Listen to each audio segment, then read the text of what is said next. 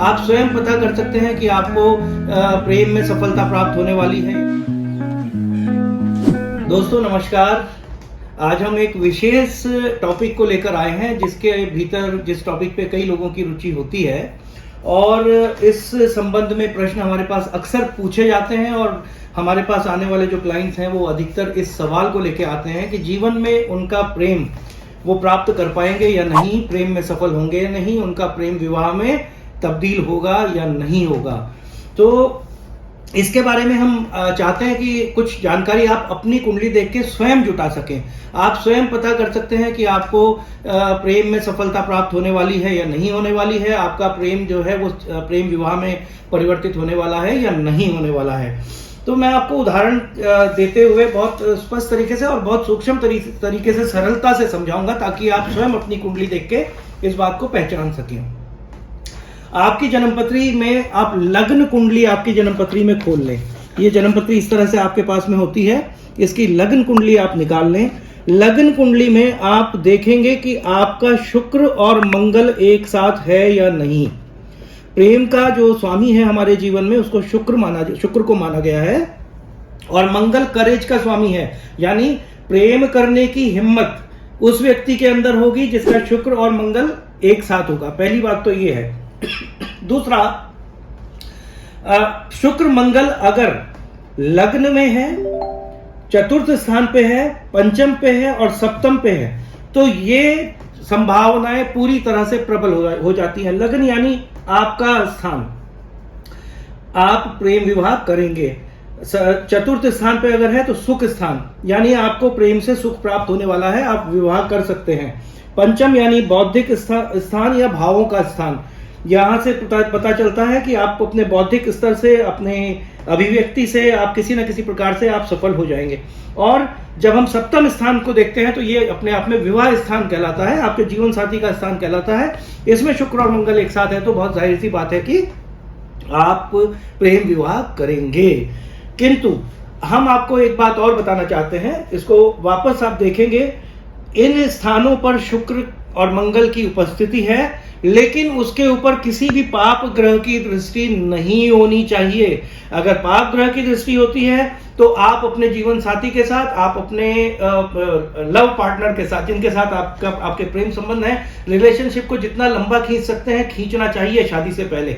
उसका रीजन ये होता है कि जो भी कमियां हैं, अगर पाप ग्रहों की दृष्टि इन हाउसेज में है वो आप कैसे देखेंगे, खास करके राहु और शनि। राहु और शनि को हम जब देखते हैं उनकी दृष्टि आपके इस शुक्र मंगल पर नहीं होनी चाहिए।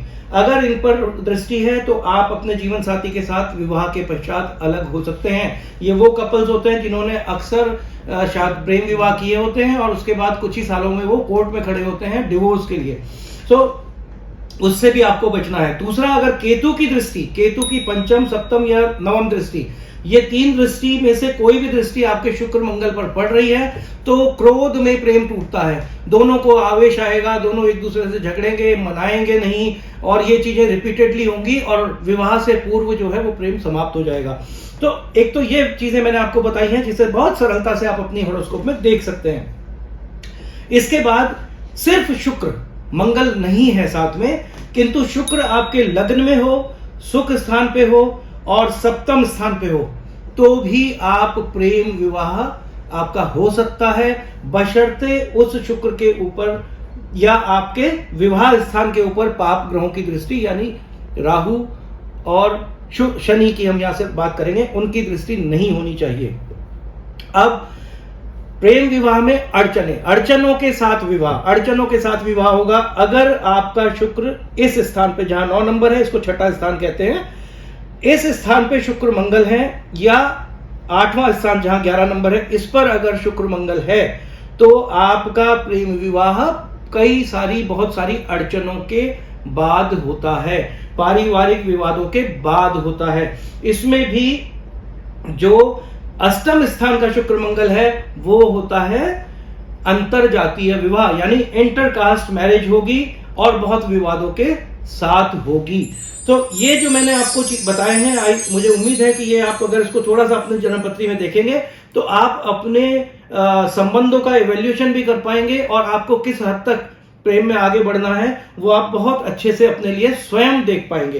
तो साथियों, इसके अलावा कुछ चीजें होती हैं, हमारा घर परिवार, सामाजिक परिवेश, आप कहाँ से हैं, किस तरह के माहौल से आप आए हैं, पारिवारिक परंपराओं को कितना आपके यहाँ महत्व दिया जाता है, क्योंकि एक ही योग में अगर कोई व्यक्ति किसी ग्रामीण क्षेत्र से है, उसी प्रेम योग में कोई व्यक्ति किसी शहरी क्षेत्र से है, तो भी संभावनाओं में फर्क आ जाता है। हालांकि हमने ये देखा ऐसा कुछ नहीं है, जिन्होंने विवाह करना होता है तो प्रेम विवाह गांव में भी बहुत होते हैं, लेकिन मेरा कहने का मतलब यह है कि सामाजिक स्वीकृति एक बाहरी फैक्टर है, एक आउटसाइड फैक्टर है, लेकिन इंटरनली आपके जो निजी संबंध हैं उनको आप देखने के लिए इस प्रकार से अपनी जन्मपत्री से स्वयं देख सकते हैं। इसके अलावा कोई भी क्वेरी, कोई भी प्रश्न आपका इस संबंध में हो, आप कमेंट बॉक्स में जरूर लिखें, हमारी तरफ से हमेशा जवाब मिलता है, तो निश्चित रूप से हम आपको इसका भी जवाब देंगे। ये वीडियो आपको कैसा लगा ये भी जरूर बताएं, और आप लोगों ने अपनी कुंडली में क्या देखा वो भी हमें जरूर बताएं। थैंक यू, धन्यवाद।